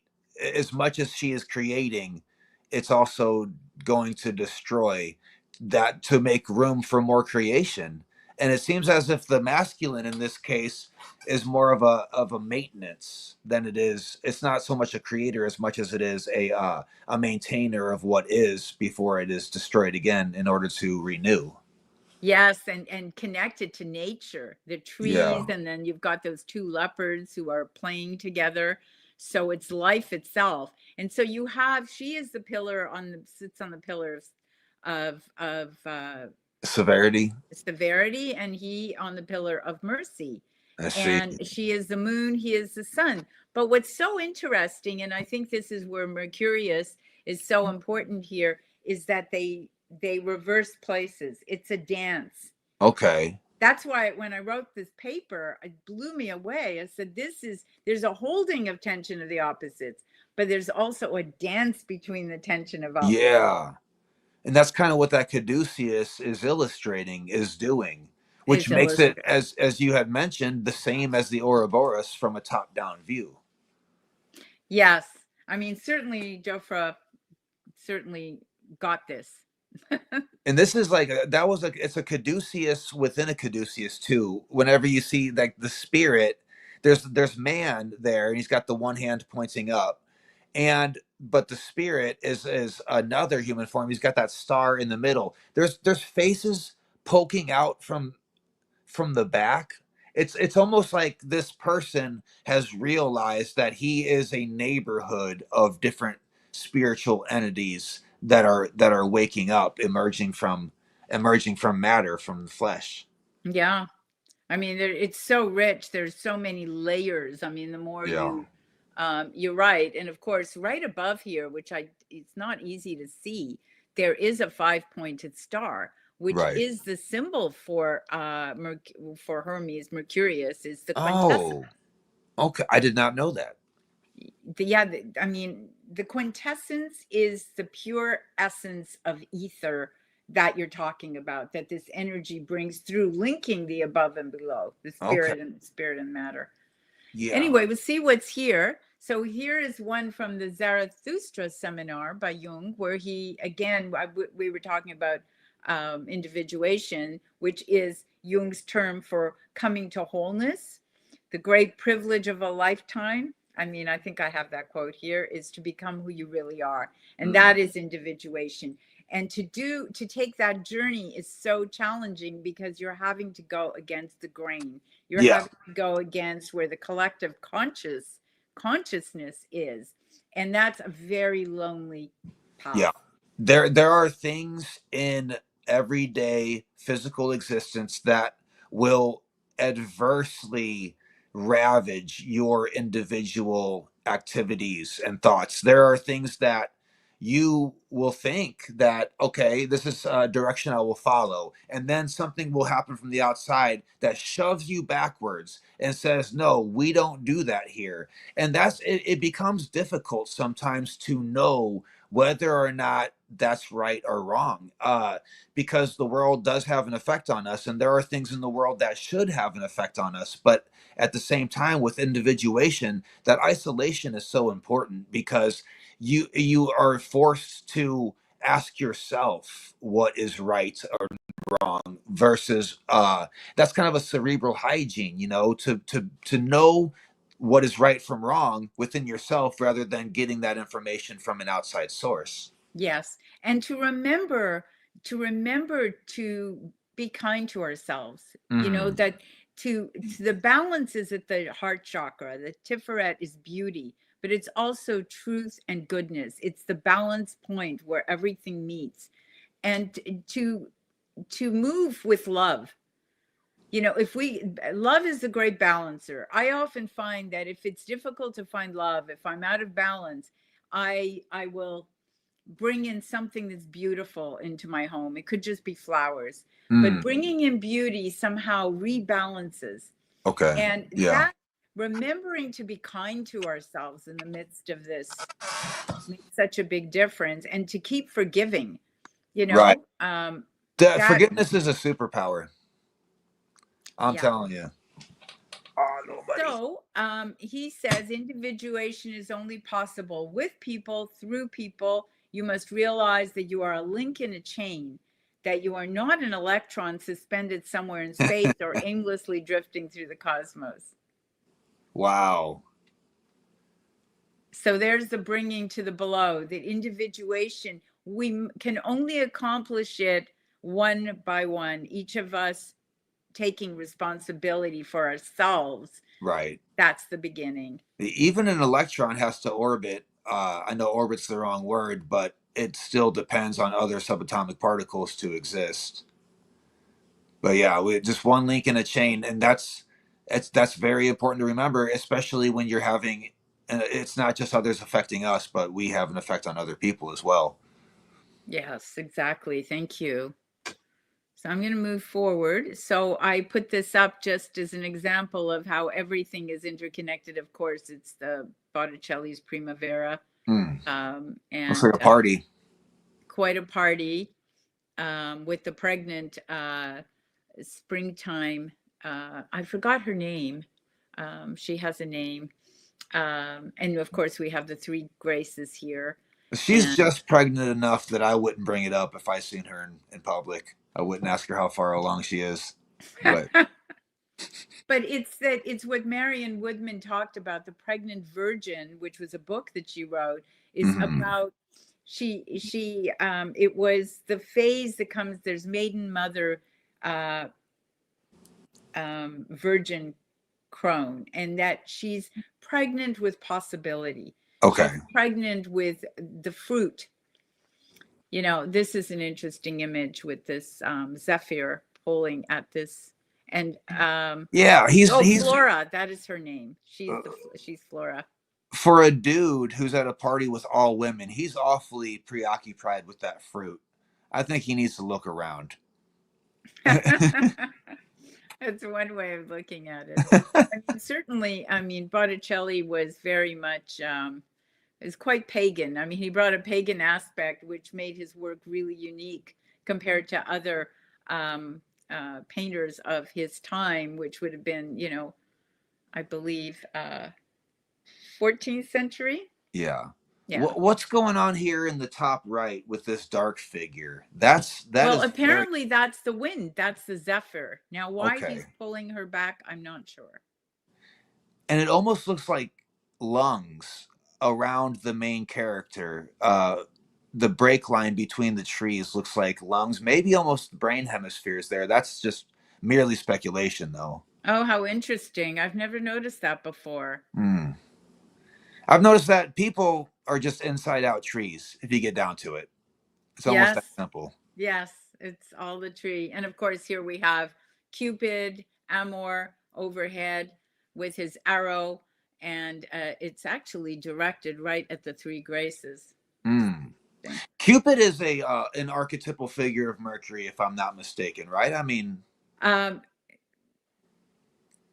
archetype is Amor, Cupid. okay. So he is Aphrodite, the son of Aphrodite, of Venus. But Cupid is, he has a mercurial aspect, but he's his own energy. He's Eros. Let's see. Okay. But when Eros hits you, that's, you're done for. You're, you Yeah. know, the arrow of love. He keeps Um, missing me. I don't know what his problem is. He needs to work on his aim a little bit. I'm out here, but you know, no hits, no bullseyes. well, we'll see. You never know. So, and this is the quote I was thinking of: the privilege Mm-hmm. of a lifetime is to become who you truly are. For Jung, individuation, the process of becoming one's true self, is Yeah. the ultimate goal. So Would you that's what, say that that is a goal that can have an end game that it happens, or is it a lifelong process that never stops? I think it's a lifelong process. I mean, we say somebody's individuated when they have linked the above and below within themselves and they're living from, well, that's a whole other topic Mm. that connects back to Marion Woodman's work. Is she spoke of it as becoming embodied soul. So you have refined the ego so that it is becomes strong enough to open and receive the penetration of the light on top. And so then we can begin through that. We've distilled the ego, and that comes back to your lion, Hmm. to the point where an individuated person is living from their soul. Okay, dig it. Yeah, it's so this is just Flora. Um, Oh, she's got like a Philomena Conk type mood to her. She's being sarcastic right now. She's not impressed by whatever just happened. well, she was part of the Primavera, right? I am not familiar. Well, she's here, right? That's her. Okay. Oh, I see. Okay. So she's related to springtime or summer. She's a abundance, nature's abundance. I see. So I just did a, and so coming back around, you know, to what we're talking about, of course, this is the Yod-Heh Vav-Heh, refers to the name of God, but also the fire, air, earth, and water, the sacred name. And here we have, you know, the zodiac. And what I love about this is it's almost like you have the sun and the moon, the fire and the dew, and all of this, but you're entering here. You have the cube. Yeah. You have it all. You have the it's like an image of the bringing spirit into matter, of squaring the circle. So it's just Yes. this is Jacob Boehme, and so it's quite, again, old. And this is something I created for one of the programs, and I thought it would be a nice way to conclude for all of us. If only a worldwide consciousness could arise, that all division and fusion are due to the splitting of opposites in the psyche. then we should know where to begin. That's fascinating. Joseph Campbell talks about the world needs a universal mythology, some like a one mythology that encapsulates all of the archetypes of the past, and as if it's hard. I mean, it's impossible to argue with the man. He knows what he's talking about, but he lays out the examples by showing that our global mythology is a big set of the same story with different names. I think one, Yes, and he used that amazing image of the Earth from the perspective of the moon to yeah, as the new mythology of all of us. So right. we kind of saw this coming, and I think that's it. I think that was the last slide. It's a perfect slide to end with right there. Thank you. I'm curious about the slide you had because the green lion of eating the sun, which, Yeah. yeah. So I So looked that up while we were talking. let me see if Uh, I can't pull it up real quick. There we go. yeah. So what I discovered, and it's this is really amazing. It looks like so many of the alchemical images are so gruesome, but basically the green lion eating the sun, which is a symbol in alchemy, it Hmm. representing the dominance of instincts and the ego, often associated with the alchemical process of spiritual transformation. Yeah. The green line signifies the green vitriol, which is used to dissolve metals, particularly gold, representing the process of purification and transformation. The sun, in this context, symbolizes consciousness or the ego.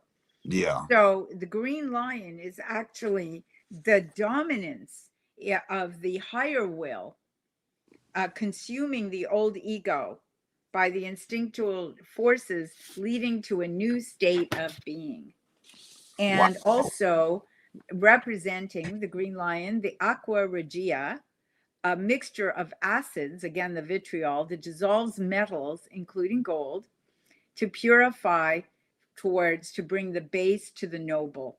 It's quite a lovely metaphor. Yeah. This goes to show you how much word, symbology, and metaphor can put forward. An image speaks a thousand words, like they say, and this is a perfect example of that right there. It says so much without having any words involved. Almost, you might even say, without having words distracting you, it speaks. All right, I'm gonna throw another one at you. Are you ready? How about what do you think of that guy? Yes. Okay. So as you can see, the middle figure sitting under a tree is holding the symbol for wholeness is the seal of Solomon. Hmm. And on the left side, you have this figure holding the triangle symbol for fire. On the right, you have the holding the symbol for water. But Hmm. when you bring them together, then you have fire and water as the seal of Solomon in perfect balance. Now, this is all amazing. Again, this is the tree in a different form, this whole thing, Right. because below, on the earth element, beneath the earth, you have 7 figures. One of them seems to be holding a lyre, Hmm. which is usually attributed to Apollo, and he is the sun god. And then there's a well leading into the underworld. And There's always a lot of sevens, I think, involved with, especially with it being under the ground like that. That almost seems to be chakras before this artist even knew about any Hindu notions. The chakras within the body, almost, within the ground here.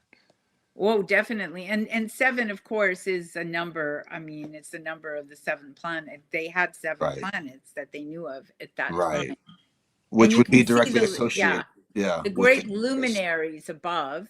And then the other interesting is the salamander is connected to the fire element, of course. It transforms you. Apparently, the old mythology, if you put a salamander into fire, it transforms. It's Let's see. fire.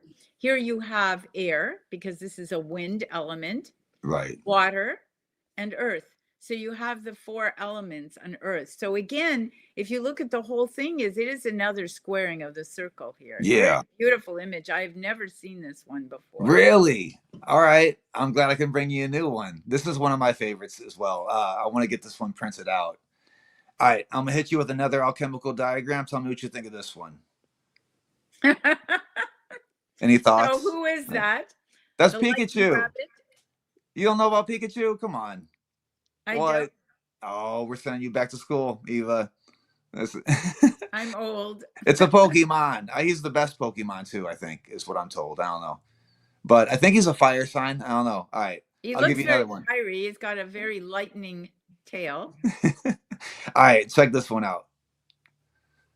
Right? And again, this is this is an Azot image. Aquila. Okay. And that is again mercurial, so Azot Right. is Mercurius is always at the head, and you can see this is the symbol for Mercury. And in this particular image, it divides them into, and I've seen similar ones, into the alchemical sulfur, alchemical mercurius, and salt. And then at the center, Mercury is always in the center of everything. But I think here you have philosophorum, the philosophical Mercury, the physical corporeum Mercury, and then you have the Mercurius. This is a really good depiction to show how Mercury applies. Mercurial figures apply to both the astral, ethereal realms and physical matter itself. Yes, beautiful. Yeah, and I love the way it divides the top from the bottom with a stern red line. It's almost going to show you that you might be blind to this part of the universe, to reality, but it is there. They got the stars right there, almost as if to say, this is not something that is just past the stars, so to speak, but it's something that is ever penetrating all matter, all things. There's like the Trinity up top. But yeah, this is definitely another good one. It catches my attention. The woman, though, she's lactating a beam of light, and that is very concerning. But I guess that's just another So form why of... is that concerning? She's connected to lunar energy. I So see. Okay. yeah. Now and then the stag, which is related to soul. So the stag is related to soul. And on the other side, you have the lion with the man, which would be related, the lion, and underneath he's standing on the phoenix. So there's that transformational energy into the higher will, because oftentimes the lion represents a higher will. And there is a man in the middle who's holding both, as above, so below, isn't there? He's holding the tension of the poles. Yes, and the 2 lions with one head in the center. Magical image. All right, I'm going to throw another one at you. And of course, then you have all of the symbols here for all the alchemical symbols for the planets, for salt, sulfur. This, of course, some of these, I'm not sure what that one is. This is sulfur, and this is salt. And then, of course, we know what Mercury is. This is the Earth. So I don't remember which one is vitriol here, which is a transformer. But here's Mercury. This one almost breaks the fourth wall with the characters looking right back at you. Yeah. But this image, this one's got a little bit of everything. It does. I'll throw another one at you. Here is another famous alchemical diagram right here. I don't know if you're familiar with with this one, but you know about Animorphs? No? Okay. No, I don't know. This is just for funsies, by the way. These were the books that when I was like 8 years old kept me reading. I read every single one of these silly things, and they made me who I am today. That's Marco right there. But all right, diving into the unconscious here. Hey, there we go. Yeah, he's diving into the depths of himself right there and finding his primal animal within, maybe. Uh, Check this one out. I use this one a lot to represent sacrifice Yeah. for others around us. And I see this on a lot of alchemy. And in fact, if we go back, if you look up into this circle in the fourth square from the left, you see this same image inside of that wheel right there as this right here. Yes. Yeah. I suppose this is a great way to depict that we help ourselves as a collective whole whenever we sacrifice parts of ourself for the greater good. And you're right. This is an alchemical image that is repeated again and again, because this, what is the creature now? He is, um,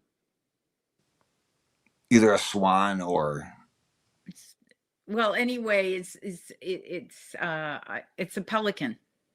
yes. So the Okay. pelican is a symbol because it's a symbol of circulation Okay. in alchemy, and in surrendering to the new life. In a way, that blood is connected to the rubedo, which is the coming back to the renewal. Like we have Negredo, dark night, then we have albedo, the beginning of new spirit. And this particular image refers to the regeneration Yeah. of the rubedo, the reddening, it's called. It's a beautiful thing. If you have nothing to offer, you can offer yourself, you know? And so I know you love Great. trees. I'm gonna throw this one at you right here. Yes. I mean, this again is the tree. It's the tree. Yeah, absolutely. Yes. I'm familiar with this one.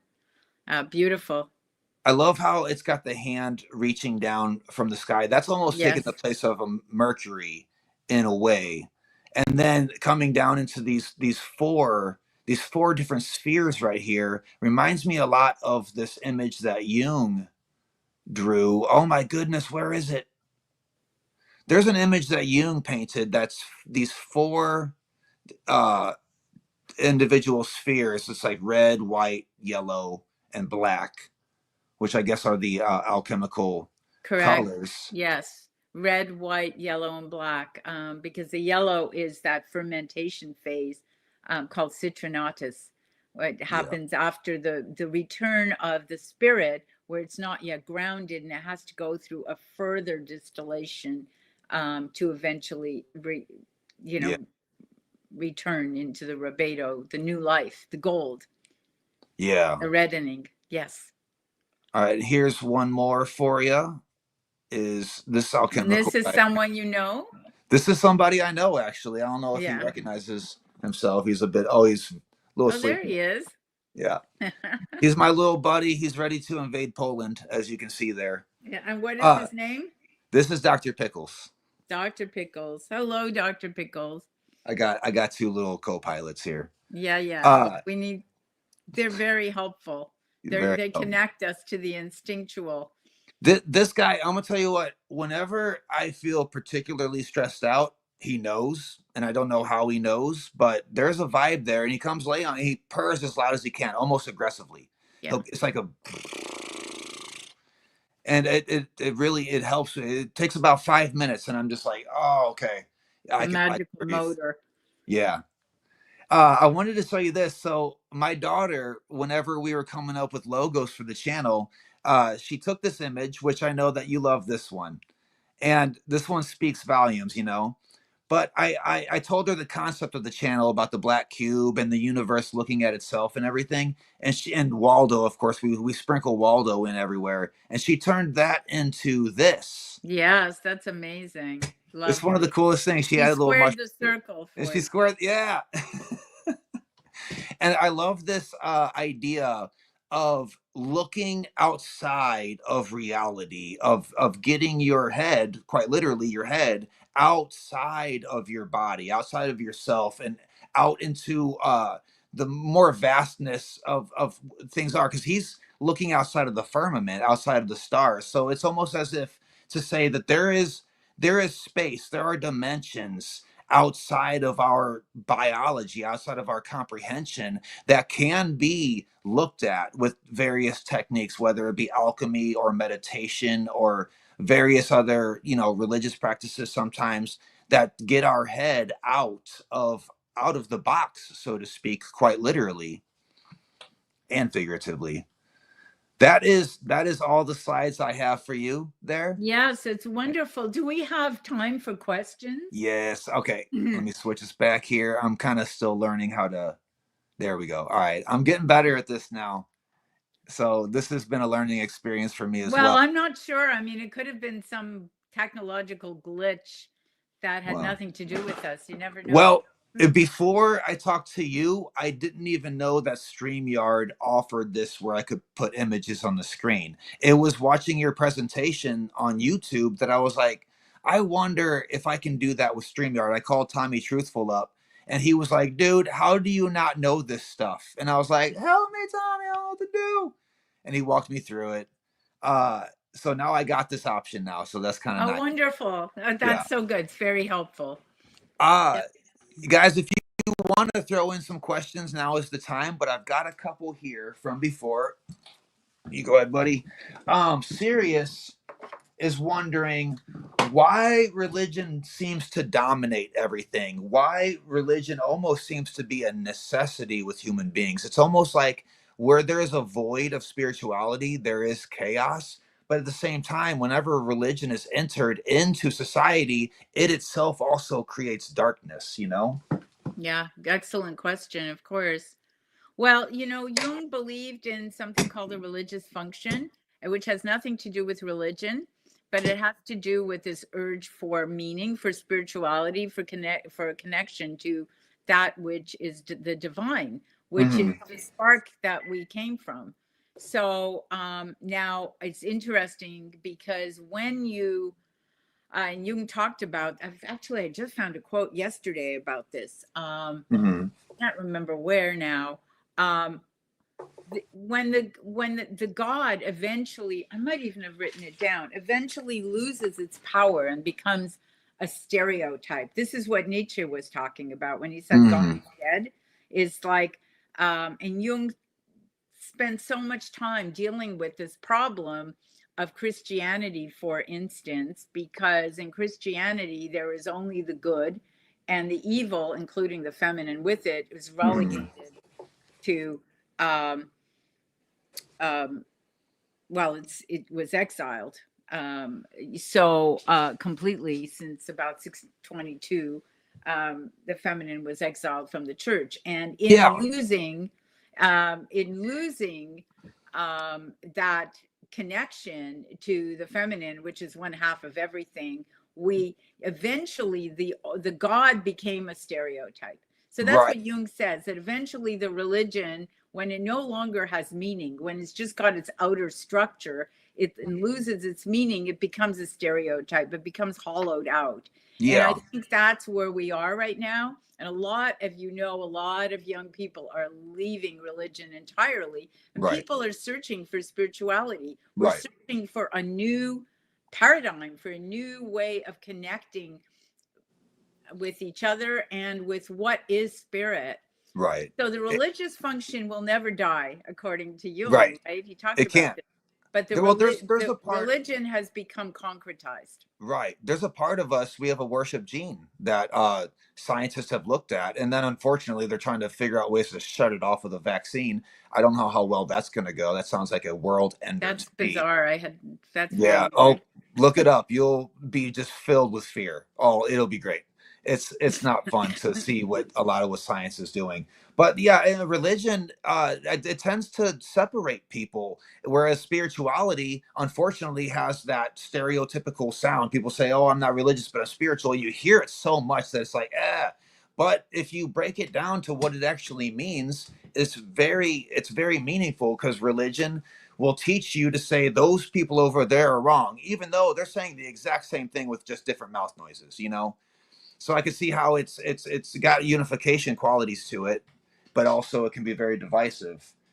Um, so all right, we got a question here from Sirius. He says, "What are you doing Friday night? Are you open for a date?" It's, it's not a good question. Serious. Okay. Crossing that off now. Um, uh, Agnes wants to know, what is our zodiac signs? I am a Capricorn slash Sagittarius because I'm on December 22nd. So I'm like right in the middle between those. Oh, That's probably why I'm so strung out and ate up. But what is yours? well, I'm a Leo, but I have Pluto on my sun, so I'm so-called honorary Scorpio. So Okay. Honorary Scorpio. Okay. That's I'm a Leo with Pluto on my sun. there Yeah. you so that's kind of like Jung. Jung was Leo, right? Yes, No yeah, mistake. Jung was a Leo. Something about you Leos. You guys know what you're talking about. Uh Sometimes. sometimes. This person I didn't get your name. I'm sorry. Do you she wants to know, what is deja vu? Do you have any thoughts on that? Oh boy, it's been a long time since I have one. I don't know what deja vu is. I mean, I we've don't think all anybody. experienced it. It's Yeah. an experience, right? It's interesting where you cross over and you have the sense that you've all. It's called in French deja vu, already seen. So it's an experience that I have been here before. Right. Kind of collapses time and space. And not being a physicist, I'm not exactly sure what happens when we go into that. It's almost as though we've perhaps dreamed it or we're remembering, but it somehow collapses time and space. It's a mystery to me. I Yeah. don't, it would be a worthy thing to do more exploration on. It's a scary subject because that the whole idea that I've done this before is very existential. Uh, I'm being corrected by Earth Alchemy LLC. She says I'm a Capricorn, not a Sagittarius. Whatever. So I don't know, but I thought I was right on the cusp there. But I think she does know what she's talking about there. Okay, yes. Fab asks this very deep question: how do we personally turn lead into gold within? Yeah, well, that's the big question, isn't it? I Because suppose it is. that's the whole alchemical process of how do we bring that which is unconscious within us to consciousness, and that's the alchemical processes that that we're talking about, and their phases. It's a constant process of distilling, of refining and distilling of the ego. Mm-hmm. And the gold is when we arrive. The philosopher's stone, the elixir of life, is the place when we arrive within ourselves, um, Right. with a sense of uh, it's the conjunction of the above and below. It's the surrender of the ego Yeah. to something, to spirit, and the soul is the mediator. And in a way we are becoming ensouled as we're, and this comes back to the shadow work, because how do we turn lead into gold? Well, it's lead because we're unconscious. We begin because we don't know who we are. And to do that, there has to be a point where, when we go into a really, really deep depression and you're in the negredo, there doesn't seem to be a way out. Right. But eventually there is. Eventually a new light appears, which is the new light of spirit, the albedo. But then we have to learn how to bring it to a ground, to the rubedo. And so there's a whole process. And we don't do this once or twice or three times in our lives. We go through it in different phases at different times in our lives. It's a Mm. constant process of going back and confronting that which, every time we have an interaction with anyone, we're Yeah. always, I mean, because almost everything's projection, right? Yeah. So we're having to work through, okay, is this me or is this the other person? Okay, where do I leave off? Where am I related to the other person? When somebody attacks me, I need to take time to then sit down with my journal or some creative process to, Yeah. look at myself. So this is over and over as we're getting to know ourselves over the process of life, is the process of Yeah. individuation. Um, Krishnamurti, I think, said, when I travel, I arrive with every step. And I think what he kind of meant by that was he's not rushing to get anywhere, no matter how uncomfortable he might be within in that moment. Every step of the way is his next arrival, is his next destination. And like you were talking about surrendering the ego to something higher, if I'm not mistaken, that's the first step of the 12 steps, is to surrender your ego to, well, they what they say is a higher power, but just to surrender your ego to anything is is a beautiful first step. And that means to be okay. One time I had a DMT experience where I was being led by my host within that session, whatever you want to call it, and we were moving through this world of fractals, and there was these different boxes that they look like teeth, they look like molars coming up out of the ground, and some of them were fascinating and some of them were very dark. And as we were moving through them, I told my host, I said, whatever that box is right there, I don't want nothing to do with that one. That one is out for me, right? And my host turned and looked at me, and it's kind of a weird thing. They don't really actually look at you. It's a very abstract communication. But what he said was, the day that you can sit in that box and be at rest, you'll be completely free. So And who is the host? Is it an actual person? the host in this case was this formless fractaline being that I couldn't even really draw a picture of if I tried. It was just a mess of triangles and digital shapes and stuff that was constantly changing and molding. In fact, whenever I would look at him, it would cause agitation in his form. So it was almost linked to my consciousness. Whenever I would see him, he would merge into form. And whenever I looked away, he was back to being formlessness again. And I say he only because he was waving his dick at me the entire time. I was like, quit. No, it was just a masculine form, is the best I could remember it. But his main message was, and I think he even took me, by the way, he was probably me, to be clear, something within subconsciously within that created him. But as he took me past these teeth that were coming up out of the terra firma, for lack of a better description, he took me past those really dark ones, and they had a bad energy about them. And just that message has stuck with me. Whenever I work in construction, and sometimes there are days that are very hot, very cold, and where my fingers are just numb and everything's wet. It's a very uncomfortable situation. I remember that black tooth, that black cube, that box sticking up out of the ground, when he said, the day that you can sit in that box and be at rest, you'll be free. You won't have anything anymore that upsets you, because you'll have already been through the worst that can. So once you have that, nothing else can bother you. And then if you can find rest within there, once you leave that place, you're not only free, but you are literally a changer of reality, because you're no longer subject to things changing you. That's Yeah. the philosopher's stone, I Yeah. think, where there's Well, nothing that can actually. are you perhaps confronting your fear?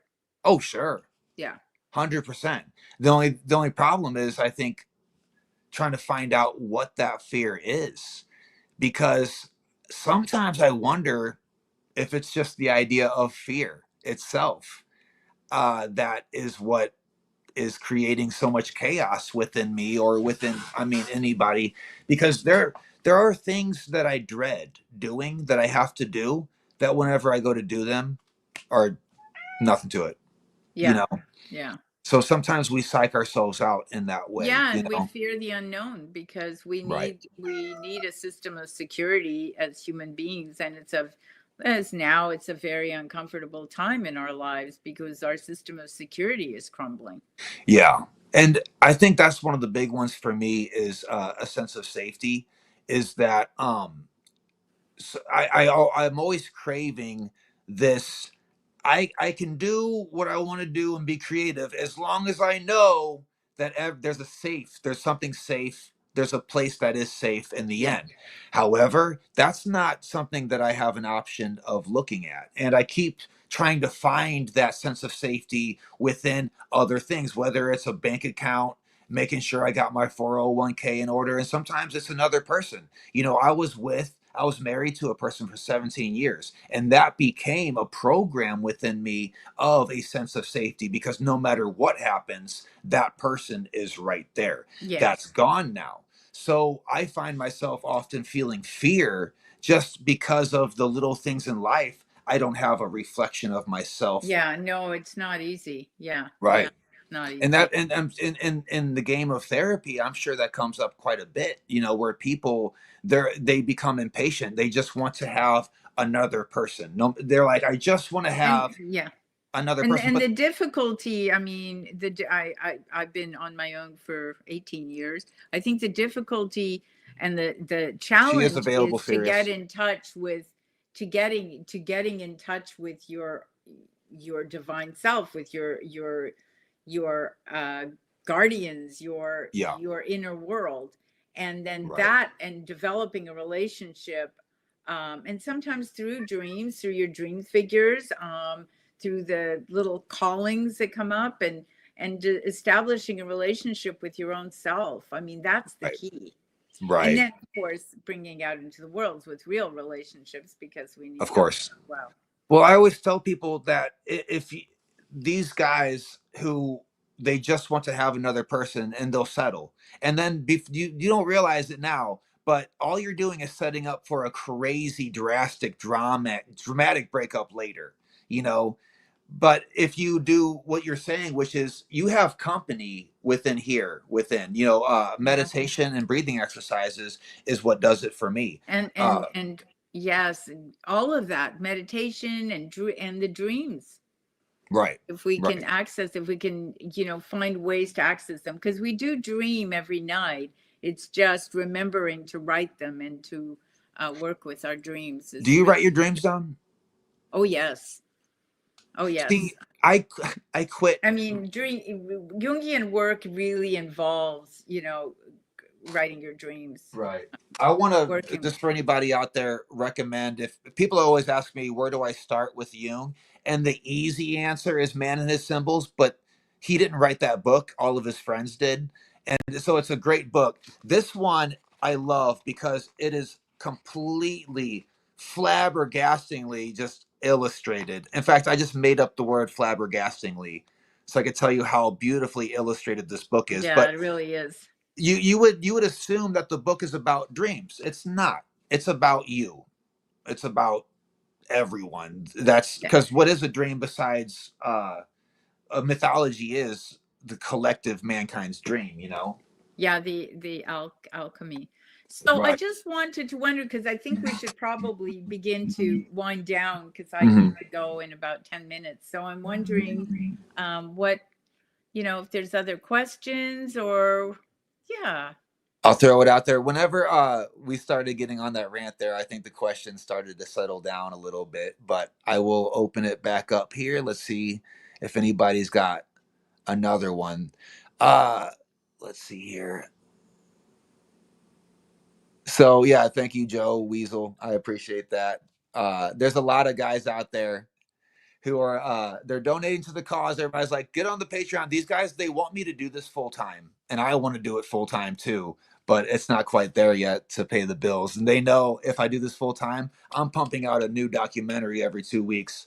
Right now, I'm doing it about once a month, and they're mad at me. But Well, you're working towards it, it's getting and there. really valuable work. I mean, clearly. Yes, I found a little spike, and it's like Joseph Campbell says, he's like, find out the thing that sparks you and inspires you, and just move relentlessly in that direction, you know. And that's what Yeah. I've been definitely doing. So Melissa knows it. Melissa Celine wants to know: do you lucid dream? I do not personally. I wish I did. It's just not something that has happened, but I've had many clients over the years who do. So yeah. Um, So, Earth Alchemy asks about the alchemical wedding. Is this somehow yes. related to the Thank you. left and right hemispheres? No, I think the alchemical wedding is that center point that we are talking about. It's the conjunction, and it's the conjunction of um, yes, it's the conjunction of the masculine and feminine, but it's also the next phase after you've had the separation. You've got the disintegration, the dissolution, which is water. Then you're coming into a separation where you're learning how to reflect and self-reflect. Okay. And the conjunction, and there are three conjunctios, three conjunctions according to Jung, but the sacred wedding is the marriage of the self to the self, of the ego. It's what we're talking about. It's the goal in a way of linking the above and below, and the masculine, the feminine, the dark and the light. And when you come into that conjunction, the sacred wedding, you're actually at the transcendent third that Jung talked about. I see. Yeah. Yeah, the Beautiful. transcendent third it's a result. I'm going to be talking about that, I'm sure, in the class that I'm going to be doing. Well, okay, so speaking of which, before we do the last question here, and I've got a zinger for you from Sirius, but so by the way, guys, links are in the description to your website is called what again? reclaimingsoul.com. Yeah.